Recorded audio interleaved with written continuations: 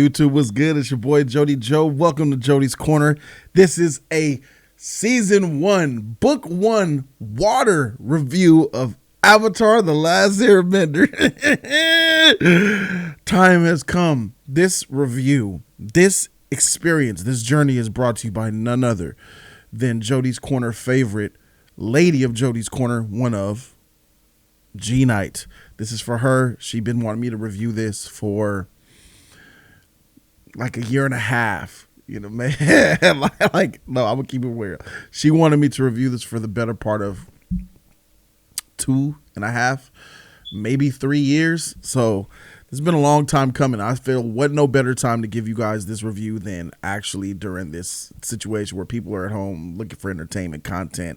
You guys have continued to humble me, man, with the amazing support you guys show me. The members who are joining every day, to the donations that flow through here. James G dropped $500 in donations last night, and that just blows my mind. And I'm going to continue to pump out content for you guys because, other people who are more able are basically giving you guys who are not able content. As simple as that. It's a circle of life. So shout out to G Knight. This is Avatar: The Last Airbender, book 1, water. So I finished it yesterday, as a matter of fact. So this is a 24 episodes, and Avatar is not really an anime. It's from Nickelodeon, so I don't know. That's kind of sketchy. It's an anime or not, or it's anime-ish. And it's a Nickelodeon show that aired from, I think, 2005 to 2008 or 9, something like that. And this is 24 episodes, a story about this world of different nations who have particular abilities, powers.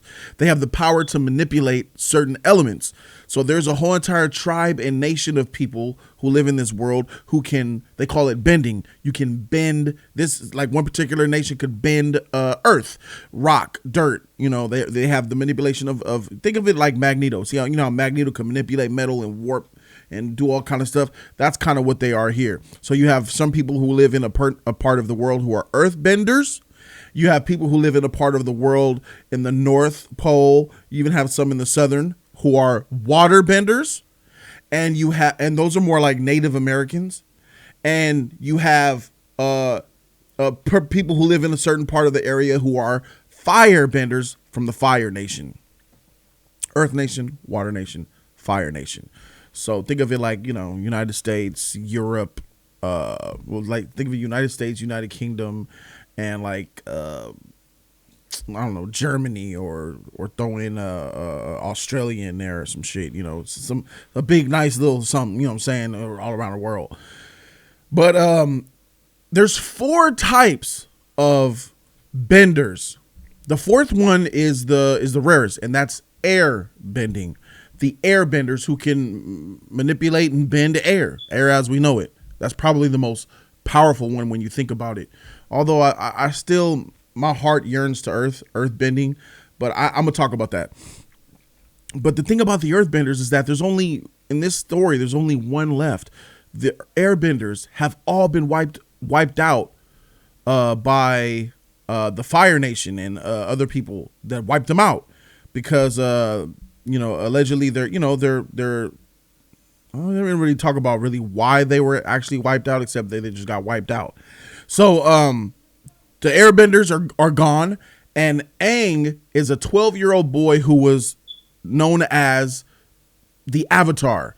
When airbenders were prevalent, when they were in a great abundance, the wise men, the airbenders are really monks. The wise monks knew that this little boy that you see here is his name is Aang, and he is in fact the last airbender. But what makes him the last airbender?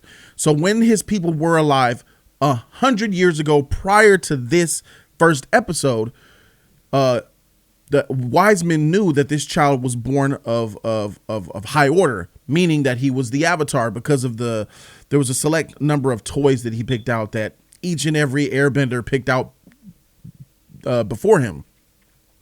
So the Avatar isn't necessarily locked into one specific nation.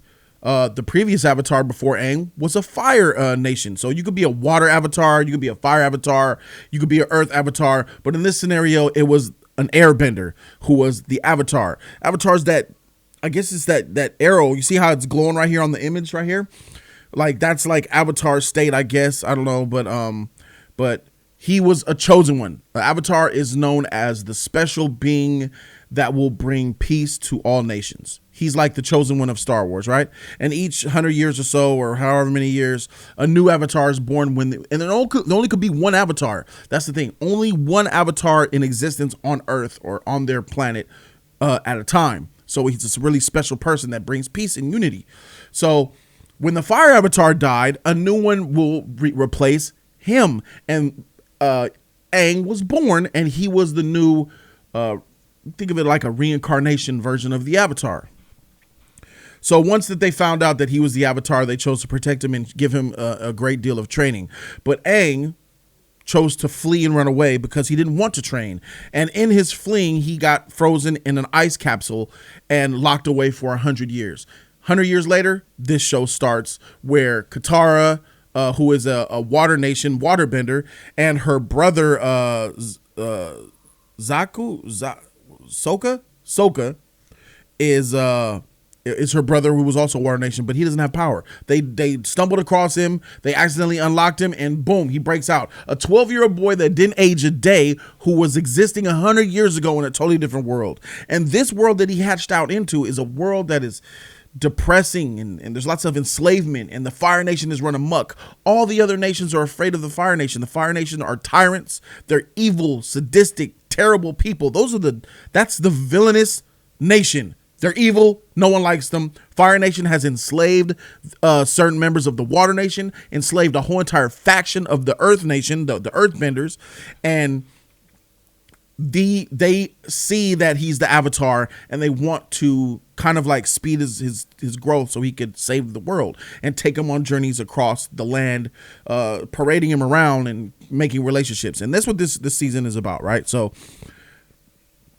he goes, each episode, to me, it's really repetitive, and this is kind of a knock. Each episode is a small story with a beginning, middle, and end. Each doggone episode, he goes to a new place in the world, and they discover a new problem in the town. They have to identify the new problem in the town within the first 5 minutes of the episode. There's a problem. Then it's a course of action where it's either Sokka, Katara, or Aang are going to be the ones to remedy the problem, and then make the person at the end of that nation be their friend. That's what this entire season is about. It's really repetitive, and it's kiddie. It's real kiddie. It's not hard to understand this at all. You can tell it's for teens, and kids. And I get it. It's a little funniness here and there. You can tell it's kind of kiddie. The animation, it's 2005, so the animation isn't really great. And I have the Blu-ray edition, and they didn't really do anything to up the look of it. They really just ported it over to Blu-ray, and it looks no better. It doesn't even fill the whole screen. But and that's what it is. Each episode 1 to 24 is new location, new problem, fix the problem, I'm your friend, see you later, on to the next place.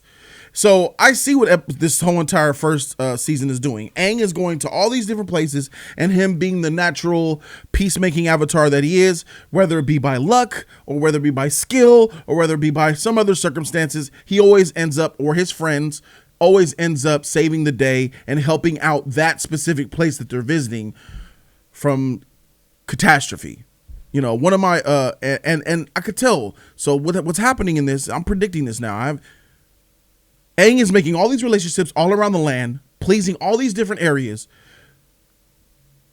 to then come back and get those favors, because all of them owe Aang and his friends a favor. So when it comes down, when he has to fight the Fire Nation, this is just me doing some Jody Damas right now, I'm predicting that he's going to need them later down the line in these seasons, and they'll remember the good deeds that he did for them back in the day, and they'll come to his aid to help him. I'm just predicting that because, it's kind of obvious to me.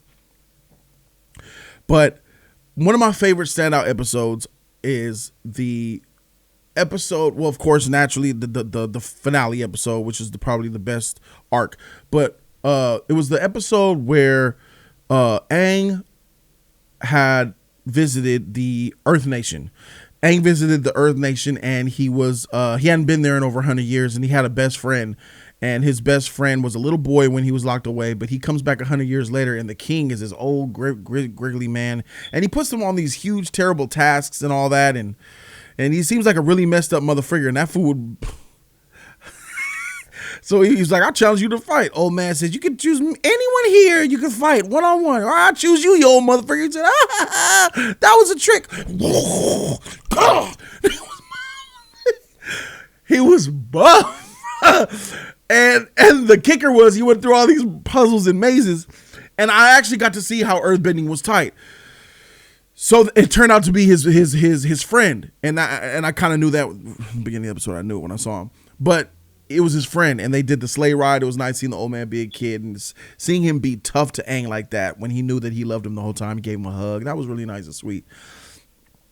And it was the thing. I needed that episode because prior to that, and even a little bit after that, in my opinion, Earthbenders seem weak right now, bro.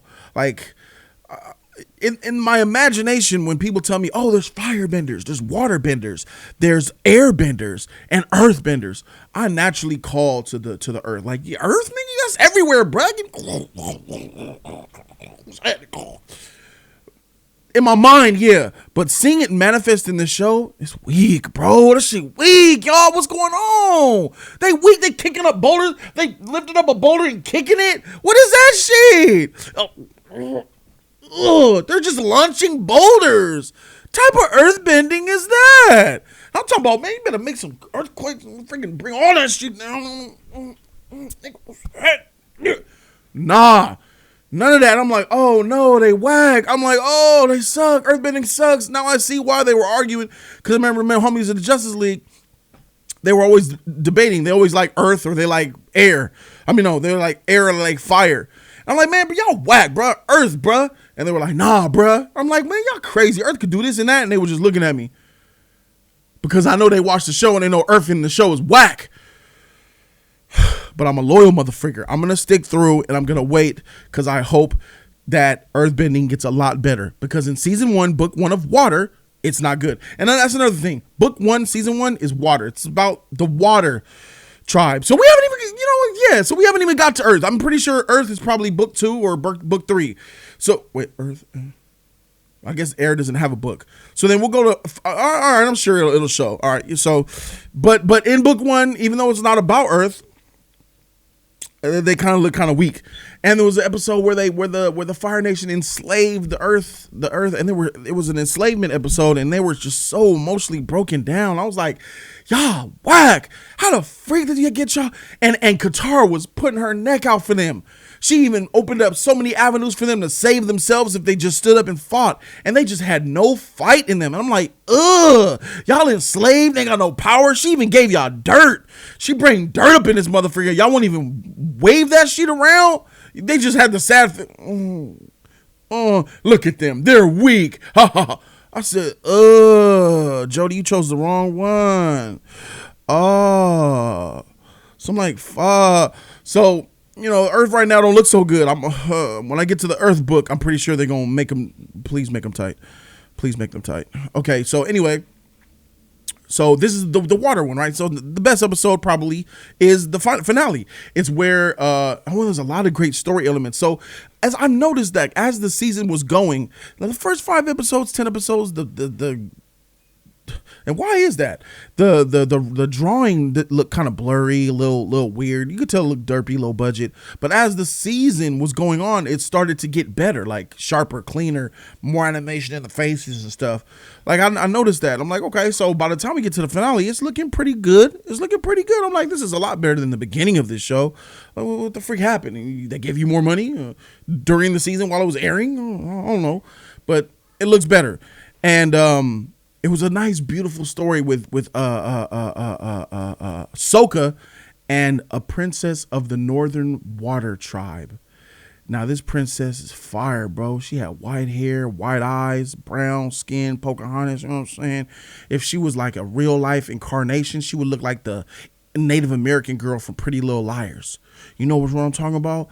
You know what I'm saying? She would look like her, bro. She looked good through cartoon format. And Sokka, you know, they were pretty much in love with each other, you could say. But she was betrothed, promised to another, and they did a really good tie-in story between that narrative and the narrative that Katara was going through, because Katara's grandmother was promised to another, but she didn't love the man and fled to the southern tribe. And so happens that very person that the grandmother fled from is the teacher that's a bigot that refuses to teach Katara waterbending technique because she's a girl. So I like how they tied all that together. It was nice. You know what I'm saying? I'm like, this is the type of a light complexity that I like. This is some good storytelling going on here in this episode. So that really gets me excited for book 2, because they're starting to tell more complex story elements, right? Stuff that I like. And it was real emotional, man, seeing that girl, you know, going through that heartache, you know, torn between her people. And then she had to end up giving herself away. She gave her life to the moonfish that gave her life. And I was sad, and I felt really bad for Sokka, man. This really made Sokka that dude. I don't know, was that an emotion going through my body? Is that the freak? I felt some type of way for Sokka, bro. I'm like, oh, look at it. He find a girl that he like and care about. Oh, man, shoot. This makes him. So these characters are getting developed before my very eyes. So by the time I'm at the end of the freaking season, Sokka means something to me. Aang, we'll talk about Aang, but my favorite character right now is Katara. Hands down, my favorite character in this show is that goddamn Katara. Katara has evolved, like, and it's a little bit of an unbalance, you know, because in the first 15 episodes, Katara couldn't waterbend for shit. She was barely learning to pick up a bubble, and then there was an episode where Aang said, Katara, can you show me how to do some waterbending? She said, sure. Here's an entry level technique that you could do. We pull up the water, and it's like this. And Aang said, like this? He just did it. She was like, yeah. All right, well, let's do a little intermediate technique. Here's where you got to wave it around. And Aang was like this? She was like, yeah. All right, here's a hard one. You got to make a wave. And she made a little bubble that went up a little bit. She was like, she couldn't even do it. And Aang was like, how about this? I was like, oh, this nigga Aang is better than her, bro. Aang is better than the waterbender. I said, Katara, you look trash right now. I was like, ooh, she got some shit to go. But then that just goes to show you. And this is the point that I'm going to bring home to the Aang character. Aang at that moment, which was like 2/3 of the way through book 1, Aang was up here and Katara was down here, even as a waterbender. But by the end of this season, Katara's up here and Aang is down here as the waterbender. Now, why is that? And I'm going to go to Aang now. The reason why how Katara could pass Aang up like that is because Aang, like Deku, is a pussy, bro. He's a little weaseling child who is already on my second to last nerve, bruh. You are a kid. Freak them kids, bruh. Savage, where you at? Savage, freak. One time you need the motherfucker. Freak them kids, bruh. This Avatar is the Avatar power. Once again, the almighty Avatar ability that could be on thousands of different people, from the Fire Nation to the water and to the earth. You land on a 12-year-old airbender, weenie pussy, who all he wants to do is play airball, sit on a bouncy ball and fly around and do tricks and flips and flip kicks. I get that he's a kid, but freak, why you gotta crutch it with a kid? Why? That's why he's a pussy. The reason why he was locked up in the ice capsule in the first place was why? Because they gave us the backstory. So don't hit me with, oh, no, he's just a kid. He's a kid. Yes, he is a kid. I'll give you that. But he's also a pussy kid. He's 12. He's a pussy 12-year-old. Because the elders said, you need to train with this person, because this person, although he loves and cares for you, ain't training you the right way. He's playing too many games. So we need to get you up to snuff because you're the Avatar. So tomorrow morning when you wake up, Aang, it's going to be some real shit. You're going to learn to save our people. And Aang, I don't want to. Motherfucker ran away and fell in the ice, bruh. Even as a kid, he ran away. Why'd he fall into ice? Because he was running away scared. Why? Because he didn't want to not play no more. He ran away from responsibility, and he ran away because it wasn't fun anymore for him. He's always chasing fun. Throughout all these chapters I'm watching, oh, that'll be fun, yeah. And he does his little defensive air. He's not he doesn't fight. You know what I'm saying? He don't really fight. You feel it? Fight. Like people are trying to kill you, Aang. They're trying to kill you and your friends. Fight. He'll throw a little air and knock them back. Oh. And they still coming back trying to murder you. But you keep running. And I understand he's a monk. Oh, peace, monk, peace. Mamma mia. But Aang, is not a monk because he didn't learn the monk ways. He went against the monk ways and he got no training. So all he is a 12-year-old boy with a monk suit on. So I don't want to hear, oh, he's all about peace. Nah, he's a scared motherfucker. That's why he's running away. And I'm telling you, already it's starting to annoy me. Avatar state, it's not over. Eyes glow, freaking arrow starts to humidify and pulsate. Always when shit is dire, it bails him out. It bails out the entire episode. There were 2 episodes where shit hit the fan. I was like, oh, god damn. It's okay, that's good. No. He don't even have control over this shit. Like, this shit is inside of his body. Just narratively and storytelling, that's annoying. It's a crutch. The Avatar state is a crutch right now for this show. He doesn't deserve it. It comes out even after he fails, before not even wanting to try. And then the Avatar state bails him out. When my girl sacrificed herself, bro, when the fish died. And it was so stupid. When the fish died and all hope was lost and the moon was gone. When the light has... I don't know why I thought about that song. And the land is... Fuck. The moon was gone and all hope was lost because the Fire Nation was going to swarm them and kill them. And I'm going to talk about that some more too. I ain't done. I got a lot to say about the final episode. All hope was lost, but for some reason, everyone was saying, and then Avatar, no, I'm going to do something about it. He turns into a big water monster and just waves people away. Oh, that's nice, Aang. That's nice, Avatar state. But what's that do about this dead fish? You gonna bring this dead fish back to life? Nah, the moon is still gone, bruh. They're dead. You didn't fix shit. All you did was turn into a water monster and do little bullshit where I said, get this nigga out of here. And this, I'm like, Aang, sit down. You and the Avatar state, sit down. Now get some real shit going on over here, bruh. With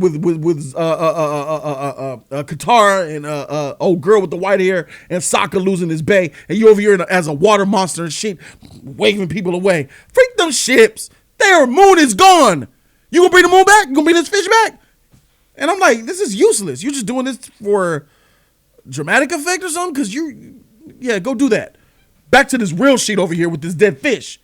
So the girl freaking fixed the dead fish by giving her life into it, and they had a kiss, and, it was sad.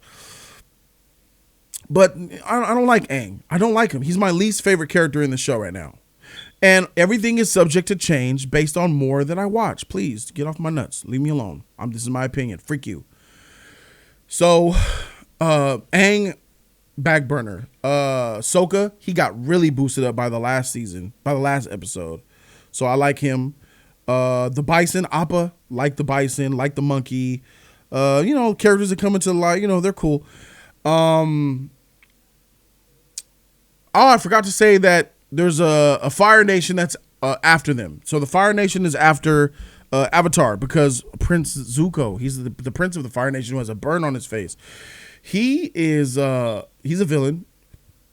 He has a lot of rage, a lot of anger and hatred, and but he's on this mission because he needs to redeem himself for his Fire Nation, and that's why the Fire Nation ain't shit, bro. What evil demons? Like he went into a council meeting and said, "You guys can't do this. How are you going to turn your back and sacrifice them warrior?" Nigga, 1-on-1. I'm like, fuck. He like, what's up? Let's go. And it was his daddy. His daddy 1-on-1'd his son, burned his face. You did that to your son? You fought your son and scarred him for life and then banished him and said to get the Avatar, that's the only way you could come back? Freak you. I can't wait for that Fire Lord to die a painful, slow, agonizing death. And they talked about he had a sister, and at the last shot, his sister's going to pull up. So apparently his sister's more powerful than even Zuko is, because out of Zuko's mouth, he said, my sister's got better ability than me. So even Zuko has his challenges that he's facing. I feel bad for Zuko. See, he's a prince who's dark, who I care about. You know, I like him. I actually like Prince Zuko, even though he's trying to kill. You know what, maybe you should just go ahead and get that Avatar, bruh. You know, let him have that little nigga. Like, if I'm just don't hurt Katara and Sokka. Let them, leave them alone. Get him that little boy. Have him, little nigga. Take him. You know what I mean? He risked his life to go into that water nation at the end. He risked in a blizzard, bro, to take Avatar state. That was crazy. And then there's the spirit world thing that's kind of like out there, you know. I get it, and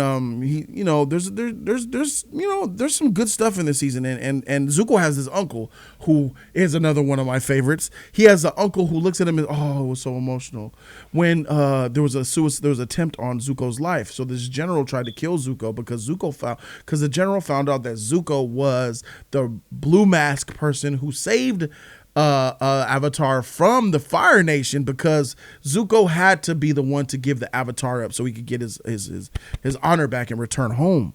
So the general found out that he's a dual wielder and that you the blue mask nigga and I'm about to blow you up. And he blew up the ship, but he was scarred from it, but he was safe.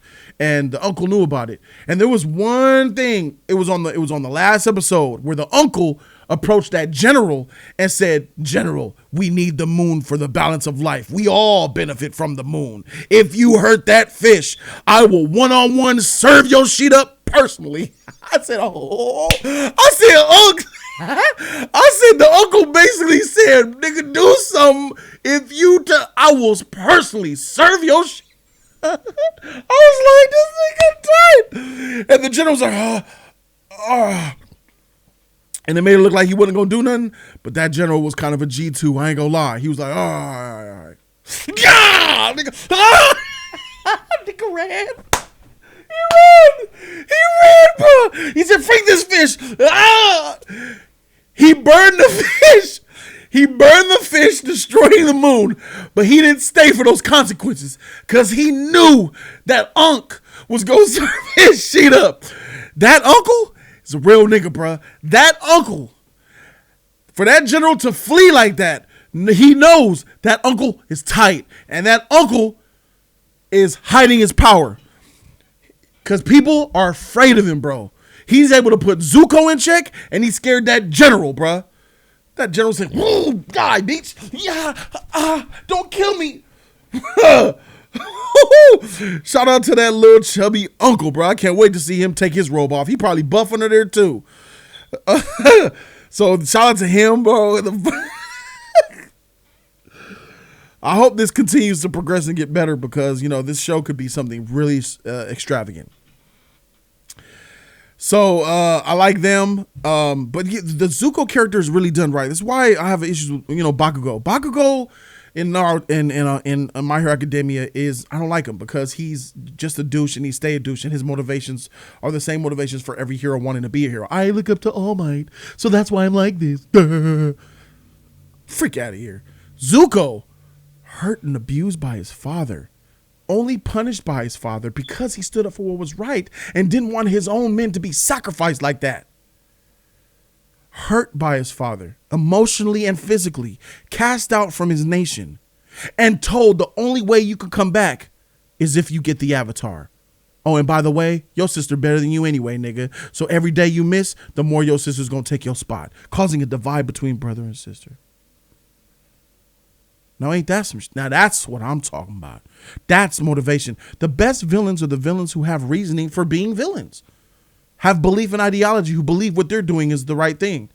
But with Zuko, I honestly believe somewhere in there that he knows what he's doing isn't right. He's just doing what he has to do to go home and to see his father. I think he still loves his dad. Cause why would you want to go back there? Like if I'm Zuko, what the frick, man, frick the Fire Nation, I would say. You burnt me and shit. Nigga, my freaking face crispy. You got me talking about my sister better than me and shit. You training her and shit. You sent all these niggas over here to blow me up. Man, freak the Fire Nation. I would have freaking went to the Earth and said, man, I'll train y'all to firebend. What's happening? Could have made the Earth and firebenders and have the Earthbenders teach Zuko how to earthbend and, man, bruh, make lava, throw earth and then melt the earth and make it lava bending.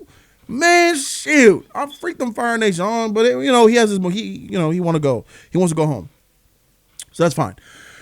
So the final episode, this is something I didn't like. So the Fire Nation comes up with all these ships to the Water Nation to wreck their shit, and I'm thinking to myself, y'all are on a suicide mission.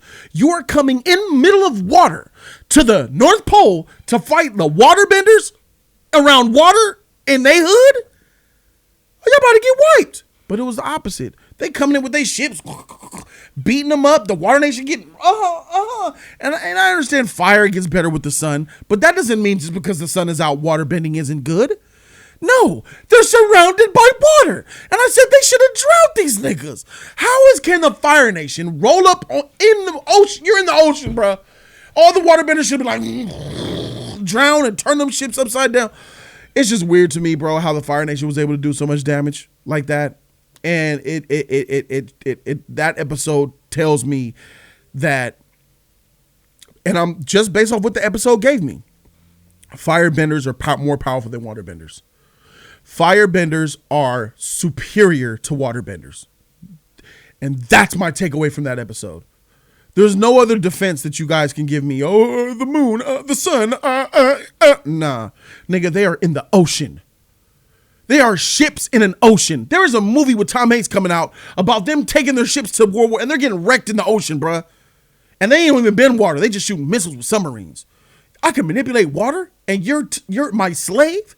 You're at my will? Because you're in water, your ships? Turn them ships upside down. Dead. So, that's how I feel. Like they were making it seem like they had range on their, like they have a limited range. I'm like, either way, it makes the waterbenders look weak. But it was in this episode that Katara elevated her powers. The best fight was between her and the old man. Bruh, this is how Katara became my favorite character. She was like, I'm not going to apologize to you, you old bigot. Never. And they were like, no, Katara apologized, but you can train us. She said, no, she stood up for what was right, what she believed in. You don't train women? What kind of bullshit is this? Man, freak you old motherfucker. I said, ooh, okay. But then what she said next really blew me away. She came down the stairs. She said, freak, man, meet me outside. I'll fight you right now. She started walking out. I said, did she just call this nigga out for a fade? Did she just say, run that?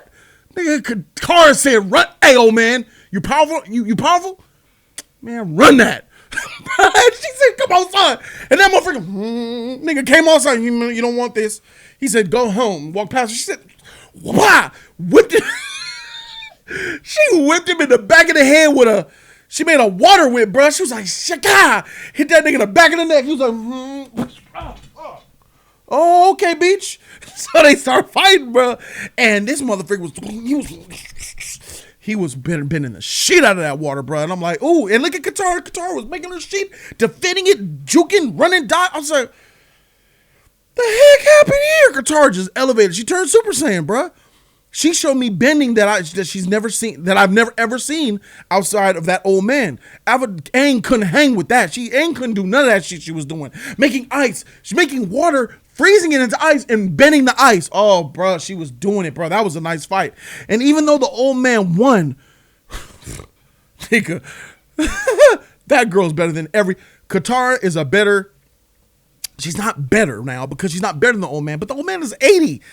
Katara's a little kid, bro. Give her 2 more years. She gonna be the best bender on the motherfucking block. Katara's a freaking G, bro. She's a freaking G. And I have tremendous amount of respect I got for her, bro. These are female characters done right.